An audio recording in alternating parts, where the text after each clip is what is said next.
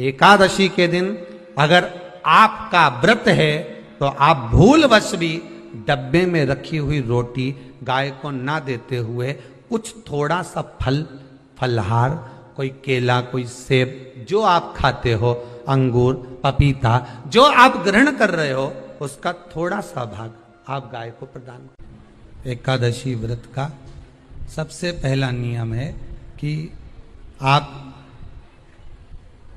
जिस दिन व्रत करो उसके एक दिन पहले भक्ति का संचार इस हृदय में कर लो। भक्ति का संचार इस हृदय में कर लीजिए। जिस दिन आप व्रत करो, जैसे एकादशी का व्रत कर रहे हो तो दशमी के दिन शाम का समय जब आवे, रात्रि जब होने लगे, शाम का समय आवे और रात्रि का आप जब भोजन ग्रहण करो तो उस भोजन में कोई ऐसा पदार्थ ग्रहण मत करिए जिस पदार्थ के कारण आपकी एकादशी बिगड़ जाए।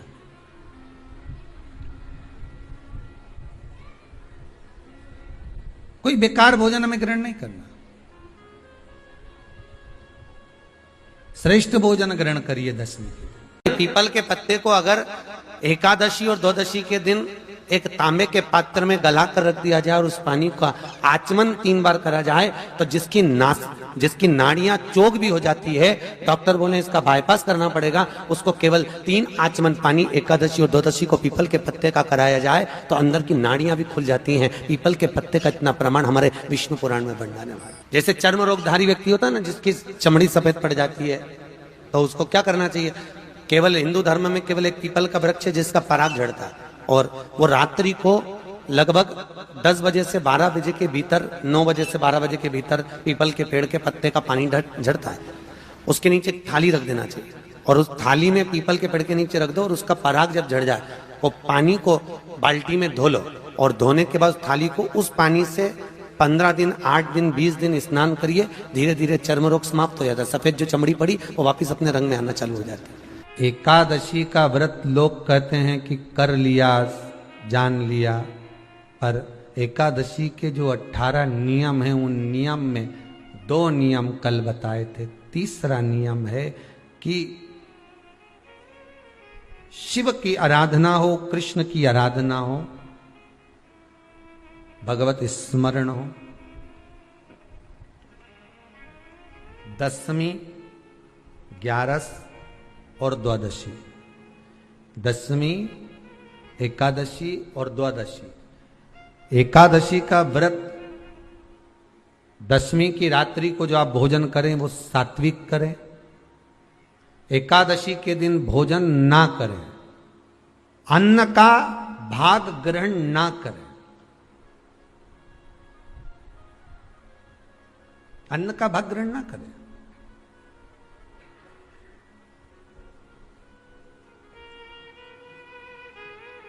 कितना सुंदर कहा है महाराज जी।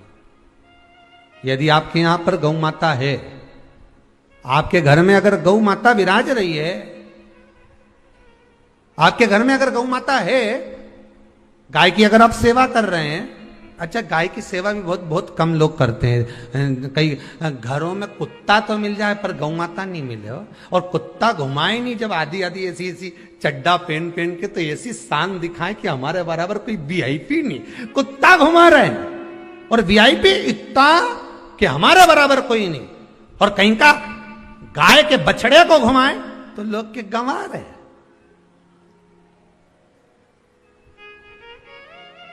कोई अगर गौ माता को घुमाने के लिए ले जाए, गाय को पकड़कर घुमाने के लिए ले जाए, शहर में गाय के बछड़े को घुमाने के लिए जाए तो लोग कहते हैं गंवा रहे, और कुत्ता घुमाए तो वीआईपी।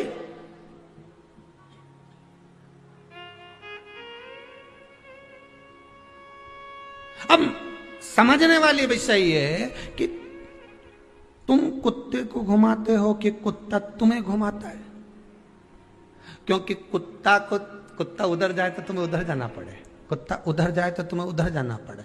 परंतु तुम्हारी किस्मत में भगवान ने लिखा भी तो कितना गजब लिखा कि तुम्हारे घर के छोरा छोरी छीछी करे तो वो एक काम वाली रख रखी है ना बच्चे को संभालने के लिए, तो तुम्हारे घर के बच्चे गंदगी करे तो वो काम वाली संभाले, पर तुम्हारी किस्मत तो देखो कितनी जोरदार लिखी ने, तुम कुत्ता कुत्ती के ने छी कराने ले जाओ।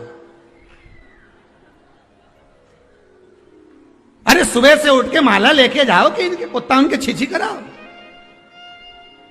और उसमें भी गर्व महसूस करे हमारे बराबर कोई नहीं, कुत्ता ही घुमा दो। दादा इनके देख के दया आए, सुबेरे सुबेरे हम भी जाएं मॉर्निंग वॉक करने पर इनके देखें तो भगवान से प्रार्थना करते, क्या करा था इनने अपने पूर्व समय में जो कुत्ते को छी करा रहे, इन्हें पूर्व समय में कौन सा पाप करा था भोलेनाथ, कौन सा पाप करा था। अच्छा 3 बार गरुड़ पुराण भी पढ़ के देख ली, उसमें नहीं मिला कि ये कुत्ता उनके छी करा, इनने पाप कौन सा करा था पुराना जमाना के, उसमें नहीं निकल। अब पढ़ेंगे कहीं स्कंद पुराण वगैरह में से ढूंढ के लाना पड़ेगा, 2-4 कथा के बाद तो बता ही दूंगा कि कौन सा पाप किया था जो ये कुत्ता की छी। कितना सुंदर लिखा है धेनु मानस में, गीता प्रेस गोरखपुर की गौ अंक को निकालकर पढ़िए कल्याण का, उसमें लिखा है ब्रह्म मुहूर्त में सुबह के समय पर गाय की पूंछ को पकड़कर या गाय की रस्सी को पकड़कर जो 2 कदम भी चल लेता है, उसके लिए भगवान विष्णु बैकुंठ का मार्ग और कुबेर का मार्ग प्रशस्त कर कर खोल देता। जरा पढ़िए धेनु मानस को पढ़िए, गौ अंक पढ़िए, गीता प्रेस गोरखपुर का कल्याण का अंक निकाल कर पढ़िए कि गाय का मात्र रस्सी पकड़कर 2 कदम चलने वाले के लिए मार्ग प्रशस्त हो जाता। पर वो कुत्ता घुमाए तो वीआईपी और तुम गाय घुमाओ तो ये तो गवार है, इनमें तो अक्कल नहीं, बता कई घुमा।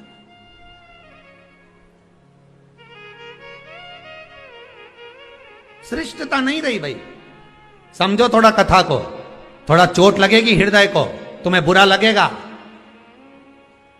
थोड़ा सा बुरा तो जरूर लगेगा क्योंकि चोट तो लगेगी तुम्हारे हृदय को, पर संवारना तो पड़ेगा ना, सुधारना तो पड़ेगा, अपने आप को संवारना तो पड़ेगा,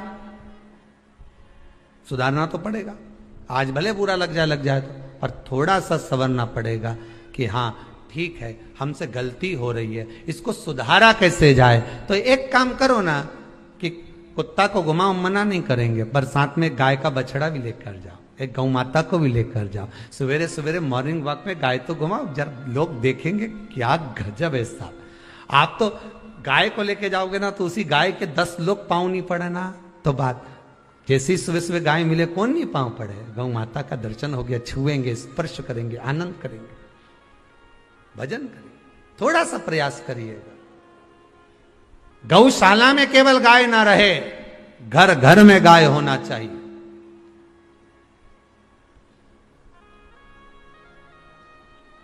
यहां पर तीसरे नंबर का जो, चौथे नंबर का जो उपाय बताया है, उपवास करने का जो नियम बताया, उसमें वर्णन किया एकादशी के दिन अगर आपका व्रत है तो आप भूलवश भी डब्बे में रखी हुई रोटी गाय को ना देते हुए कुछ थोड़ा सा फलहार, कोई केला, कोई सेब, जो आप खाते हो, अंगूर, पपीता, जो आप ग्रहण कर रहे हो, उसका थोड़ा सा भाग आप गाय को प्रदान करो, आप गाय को दीजिए।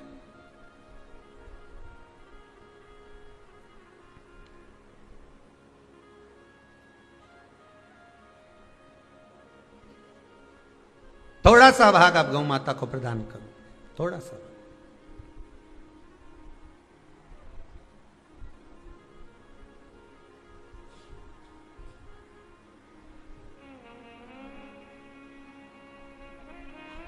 कल कोई भैया परिवार में से कोई आया था मुंबई से,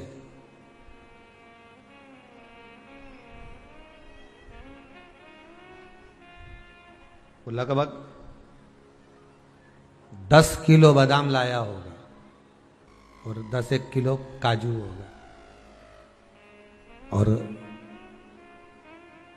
कार्यकर्ताओं ने पूछा ये किसके लिए लेकर आए, गौ माता के लिए। उनने सारी गायों को, सब गौ माता को काजू और बादाम खिलाया होगा। और अपन जो रोटी डब्बा पे सूख जाए, कल्ली पड़ जाए, एकदम जो गल जाए, बेकार हो जाए, वो गाय को दी और ऐसा पुण्य कमा रही, इतना जोरदार पुण्य कमा रही। पति को गरम रोटी, बच्चों को गरम रोटी, बहू को गरम रोटी, सबको गरम। हिंदू धर्म की रीति है सबसे पहली रोटी गाय की। सबसे पहली क्यों बनवाई? कि गाय के मुख में जाएगी तो पितर तर जाएंगे, तो सबसे पहले उठकर जाना था, रोटी बनाकर डब्बे को छोड़कर गैस बंद कर पहले गाय को देकर आना था, फिर रोटी देना चाहिए थी। पर रोटी दी कब? जब शाम के 4 बजे गई, दरवाजे पर गाय आ गई। जब तक रोटी फ्रिज पे पड़ी रही, फ्रिज पे से उठ के डब्बे पे पड़ी रही, डब्बे पे से उठ के दरवाजे के पास पड़ी रही, जीने पे थैली में टंगी रही, थैली में से निकली, 4 बजे गाय आई, तब उसको रोटी दी। ये रोटी की कथा नहीं, ये अपनी भी कथा है। रोटी जब ताजी थी तब दे देते तो तुम्हारा कहीं जाता? अरे बोलो तो सही, कुछ बिगड़ता नहीं। रोटी जब गर्म थी, जब ताजी ताजी दे देते तो तुम्हारा कुछ जाता नहीं। पर कब दी? जब वो बेकार हो गई, गल गई, सड़ गई, बेकार हो गई, कल्ली हो गई, तब दी। और ये रोटी अकेले की कथा नहीं, अपनी भी कथा है। बचपन अच्छा था, भगवान को नहीं दिया। जवानी अच्छी थी, भगवान को नहीं दी। अधेड़ी अच्छी थी, भगवान को नहीं दी। जब रोटी गल गई, थर थर कांपे हाथ, पांव से चला नहीं जाए, आंखों से दिखाई नहीं पड़े, कानों से सुनाई नहीं दे, पूरा सोफा सेट निकल गया।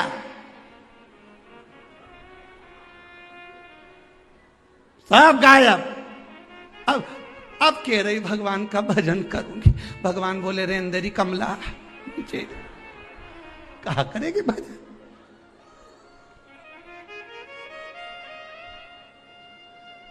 चार बजे रोटी दी है गाय को, चौथी अवस्था दी है भगवान को। अरे विचार तो करो, सही है कि गलत है? रोटी ताजी थी जब दे देते, बचपन अच्छा था तब भगवान को चरणों में लगा देते, जवानी अच्छी थी तब भगवान को दे देते, अधेड़ी अच्छी थी जब भगवान को दे देते, और रोटी गल गई तब गाय को दी, बुढ़ापा आ गया तब भगवान को दिया। अब हमारे ले चल एक बार तो सियोर ले चल, सियोर वाला महाराज की कथा सुनी आऊं। तो बहू भी कह रहे अंधे डुकरिया कई रहते।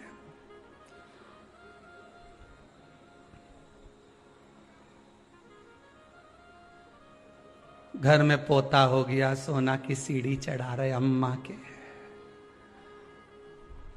अम्मा से मंदिर की 4 सीढ़ी चढ़ी नहीं जा रही, सोना की चढ़ा रहे। और सोना की भी बनवाई तो इतनी सी बनवाई और अंगूठा में फंसा रहा है, चढ़ जा। अब चढ़े कैसे? कोई बड़ी सीढ़ी हो सोना की तो चढ़ भी जाए, वो इतनी सी सीढ़ी। और उनमें भी अम्मा बोल रही बेटी को दे देना, बेटी को दे दो, इतनी सी सीढ़ी। अब इनने बहू ने विचार करा, अब घर में 4 बहू 4 बेटियां आई, सभी तो आई हैं, तो इनने पूरी सीढ़ी का एक एक पाया तोड़, वो सीढ़ी का सारा पाया तोड़ी ने। तो अम्मा से कह दिया ये बड़ी चोरी के दे देते, मंजिली के दे देते, संजरी के दे देते, छोटी के दे देते। और अम्मा ऐसी जोरदार साड़ी का पल्लू मल्लू लई नहीं, ऐसी सीढ़ी का एक एक पाया दे रही है कि जैसे सोने की अंगूठी दे दिया। अब देश तो सोना की सीढ़ी चढ़वा।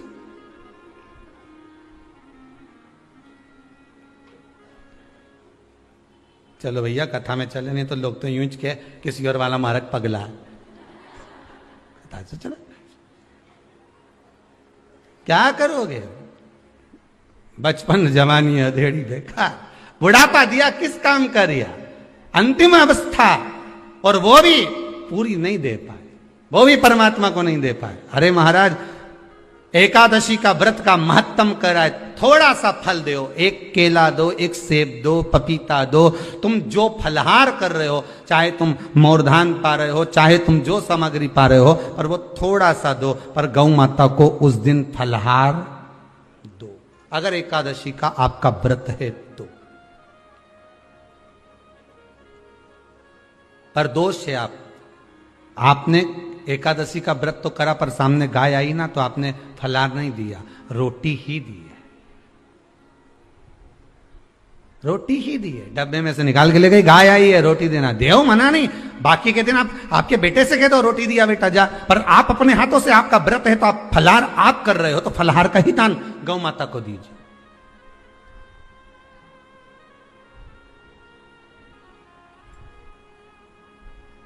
बच्चों से कह दो जाओ, सेवक से कह दो जाओ जरा दे के आओ रोटी, पर आप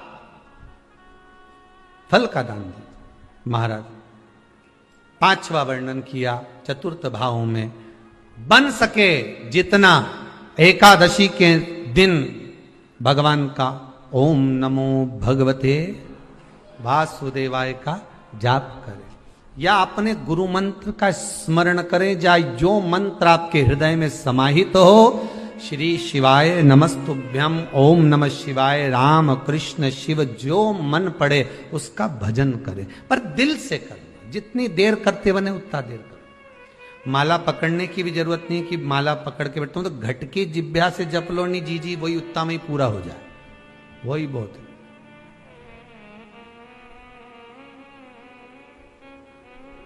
उतना ही बहुत।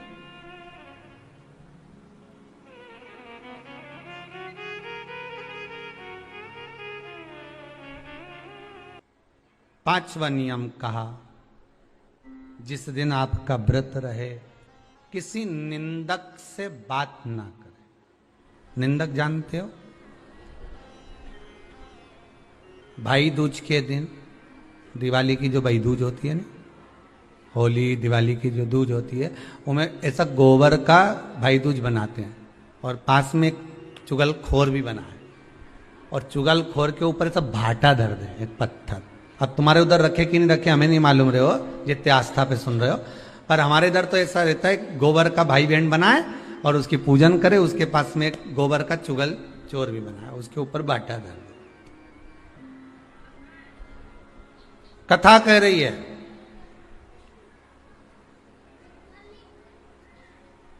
कथा वर्णन कर रही है, निंदक से बात ना करें।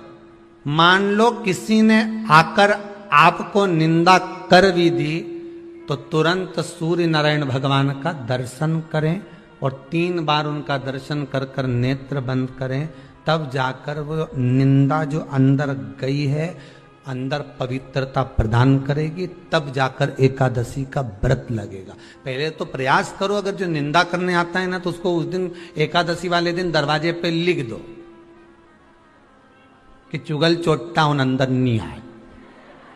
तुम तो लिख दो, तो इतना लिखने में तुम दरवाजे पे वैसे भी तो लिखते हो, कुत्ता से सावधान, अंदर कुत्ता है। अब जब तुम इतनी बड़ी बात लिख रहे हो कि अंदर कुत्ता है, तो अंदर जाने वाले को पहले समझना पड़ेगा कि अंदर कितना कुत्ता है। पहले तुमने तो लिख दिया कि अंदर कुत्ता है, तो समझना तो पड़ेगा नहीं कि अंदर है कितना। तो तुम दरवाजे पे लिख दो कि निंदा करने वाला चुगल चोट्टा, आज एकादशी का दिन है, हमारी मम्मी का एकादशी का व्रत है, एक इतना बड़ा कंप्यूटर से निकालो, एकादशी के दिन सेलो टेप लगा के चिपका दो, चुगल चोट्टा उन अंदर नहीं आए, आज हमारा एकादशी का व्रत है। कुछ बिगड़ेगा क्या? दरवाजा अपना, घर अपना, और जिसके बुरा लगे बाहर जा, बताओ। पर निंदक का अगर मुख देखो तो सूर्य का दर्शन, एकादशी के अंतर्गत वर्णन किया, व्रत के नियम 18, उसमें से एक नियम। फिर कहा जीव की हत्या ना करे, अगला नियम है, अपने द्वारा जीव की हत्या ना हो, प्रयास करना, किसी को कष्ट ना हो। 18 नियम में से एक नियम और, प्रयास करिएगा एकादशी जब भी करें तो द्वादशी से जुड़ी हुई करें, दशमी से जुड़ी हुई एकादशी कम करें। जो वैष्णवों की एकादशी कौन सी होती है? जो एकादशी द्वादशी से जुड़ी हो, दशमी से नहीं। दशमी से जुड़ी हुई एकादशी व्रत कहलाती है, और द्वादशी से जुड़ी हुई एकादशी पुण्य फल प्रदान कर कर वैष्णवों को भगवान के चरण में छोड़ आती है। इसलिए एकादशी द्वादशी से जुड़ी हुई होना चाहिए।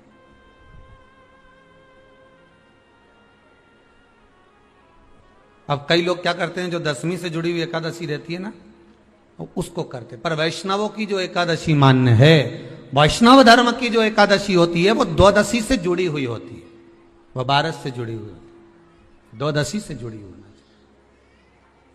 महाराज। तो वो वैष्णव जो एकादशी होती है, वैष्णवों की एकादशी होती है, वो द्वादशी से जुड़ी हुई पूर्णता का सुख देने वाली होती है। हमें घटने के साथ नहीं चलना, ध्यान दीजिएगा। हमें किसके साथ चलना है?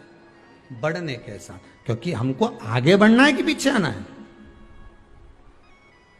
वैष्णव आगे बढ़ता है, वैष्णव का धर्म है कि अग्रण्य भाव में चले, इसलिए वैष्णवों की जो एकादशी होती है वो आगे की ओर जाती है, अग्रण्य भाव में बढ़ने वाली, द्वादशी की ओर प्रवेश करने वाली, अर्थात हमारे कदम उन्नति की ओर बढ़े, हमारे कदम आगे वैभव की ओर बढ़े, संपदा की ओर बढ़े और भगवान के चरणारविंद की ओर बढ़े, ना कि पीछे की ओर हटे। हम 10वीं के साथ मिली हुई एकादशी ना करें, हम द्वादशी के साथ मिली हुई एकादशी।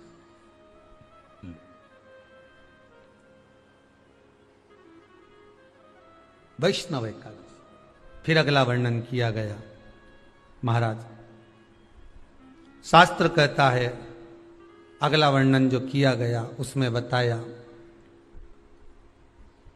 प्रयास करें जिस दिन एकादशी हो उस दिन घर में बुआरी झाड़ू आदि जो लगती है वो दूसरा लगा ले। क्यों? उसका वर्णन है, अगर आप बुआरी लगाएंगे, झाड़ू लगाएंगे, पोछा लगाएंगे, तो हो सकता है कोई जीव आपके हाथ के द्वारा मर जाए। अब एक बार ये कथा हमने काशी में कह दी थी, तो एक अम्मा खड़ी हो गई और उन्होंने कहा, महाराज जी हम तो दोनों ही हैं और मेरी रे एकादशी, तो मैं पोछा किससे लगूं?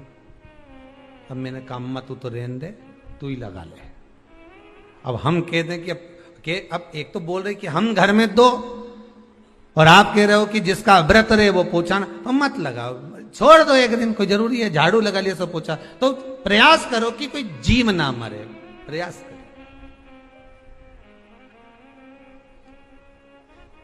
किसी जीव की हत्या ना हो। जैसे चतुर्थी का व्रत करने वाली जो माताएं होती हैं, जो चतुर्थी का व्रत करती हैं, आज भी चतुर्थी मान्य हो रही होगी, तो चतुर्थी का जो व्रत करने वाली होती हैं, जो चतुर्थी का पूजन करने वाली होती हैं, उनके भीतर का एक भाव होता है कि जैसे ही शाम का समय आए चंद्रदेव का पूजन करें, चंद्र जब प्रकट हो जाए, कलश भर लिया, उसके नीचे आखा दाना रख दिया, चावल गेहूं जो भी आप रखते हो पूजन के लिए, ऊपर पात्र आदि रख दिया, जलाशय, फिर अपन ने घी का दिया लगाकर पूजन भी कर ली। तो जो चतुर्थी का पूजन करने वाली होती हैं, जो चतुर्थी का नियम व्रत धारण करने वाली होती हैं, बड़ी बड़ी चतुर्थियां करती हैं या उसका नियम धारण करती हैं, तो चतुर्थी का जो पूजन करती है वो किस चीज के लिए होता है? केवल संतान, पुत्र, परिवार, हमारा कुटुंब, हम जिस कुल में हैं, हमारा कुल वैभव की ओर बढ़े, संपदा की ओर बढ़े और उसकी आयु बढ़े, उसकी आयु बढ़े, वैभव बढ़े। बहुत ध्यान दीजिएगा महाराज, चतुर्थी की पूजन में जो आप आखा दाना रखते हो, गेहूं वगैरह कुछ भी जो भी रखते हो, उसकी बड़ी महत्वता होती है महाराज।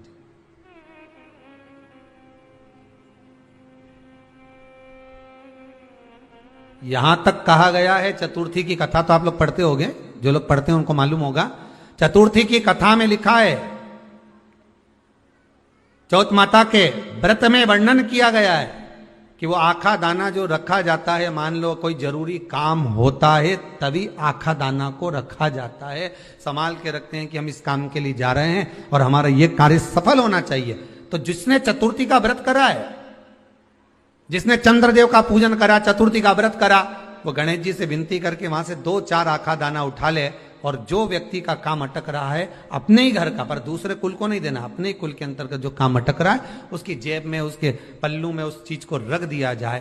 तो चतुर्थी जो अगली आती है, जैसे आप महीने की करते हो तो महीने की, और आप जैसे करते हो कि 4 अलग बड़ी बड़ी चतुर्थी करते हो, तो उसके अनुसार आपका कार्य सिद्ध होता ही है। उस आखे दाने का इतना महत्व होता है क्योंकि चतुर्थी का व्रत करने वाली माता जब व्रत करती है तो स्वयं चतुर्थी की कथा में लिखा हुआ है कि पार्वती जी गणेश जी से चतुर्थी की कथा बचवाती। चतुर्थी की कथा बाची किसने थी? स्वयं